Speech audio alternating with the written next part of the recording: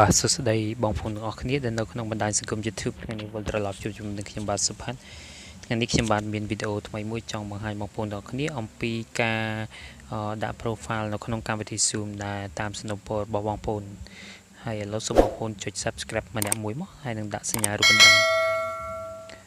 បាទឥឡូវយើងចូលទៅក្នុងកម្មវិធី Zoom បាទនៅពេលដែលបងប្អូនចូលទៅក្នុងកម្មវិធី Zoom គឺវានឹងបង្ហាញផ្ទៃបែបនេះ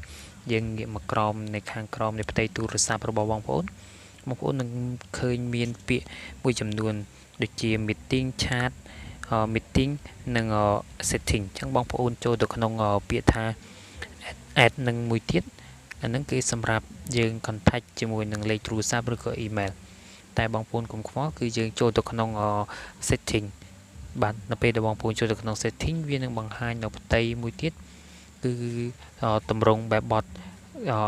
account Gmail របស់យើងមានន័យថាដែលយើងបង្កើតក្នុងកម្មវិធី Zoom នឹងបាទអញ្ចឹងបងប្អូនអាចចូលទៅមើលហ្នឹងកន្លែងដែលយើងត្រូវដាក់នៅ profile អញ្ចឹងបងប្អូនអាចចុច click លើហ្នឹងបាទនៅពេលដែលបងប្អូន click ហើយវានឹងឲ្យតម្រង់រើសគឺយើងរើសយក choose photo ឬក៏បងប្អូនអាចដាក់ take photo បន្តមកទៀតបងប្អូនយកពាក្យថា allow បាទនៅពេលយកពាក្យ allow គឺវានឹងរត់ទៅផ្ទៃមួយទៀតនៅក្នុងទូរស័ព្ទដៃរបស់បងប្អូនគឺពាក់ព័ន្ធជាមួយនឹងការដាក់រូបភាពគឺរូបភាពដែលបងប្អូនបាន save ឬក៏បងប្អូនបានថតដាក់នៅក្នុងទូរស័ព្ទដៃរបស់បងប្អូនគឺយើងអាចឆ្លាញ់រូបភាពមួយណាបងប្អូនអាចដាក់បាន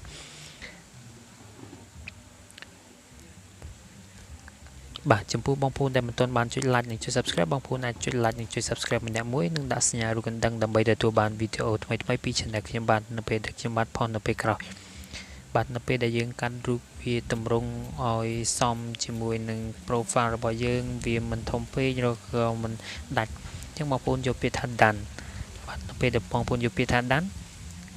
យើងនឹងកលេចមើលហ្នឹងគឺ profile ដែលយើងបានដាក់ហើយចំពោះផ្ទៃខាងក្រោមទៀតពាក់ព័ន្ធជាមួយនឹងផ្ទៃខាងក្រោមមួយចំនួនទៀតគឺពាក់ព័ន្ធជាមួយនឹងការ update នៅ personal ឬក៏អីផ្សេងពាក់ព័ន្ធជាមួយនឹងការដាក់នៅ change password អីហ្នឹងបងប្អូនអាច change បានដោយខ្លួនឯងគឺមិនបាច់ចាំបាច់ភ័យព្រួយក្នុងការបាត់ password ឬក៏អីបងប្អូនអាច change នៅក្នុងហ្នឹងបានហើយពាក់ព័ន្ធជាមួយនឹងដូចស្រដៀងទៅនឹង Facebook ដែលយើងអាចដាក់ជាមួយនឹង job ជាមួយនឹងចង់និយាយថាការងារឬក៏ department របស់យើងធ្វើការនៅកន្លែងណាអីយើងអាចដាក់ពេញបានបាទជាចុងក្រោយខ្ញុំបាទសូមអរគុណសូមជម្រាបលាដែលបងប្អូនចំណាយពេលតាមដានទស្សនាវីដេអូខ្ញុំបាទសូមអរគុណ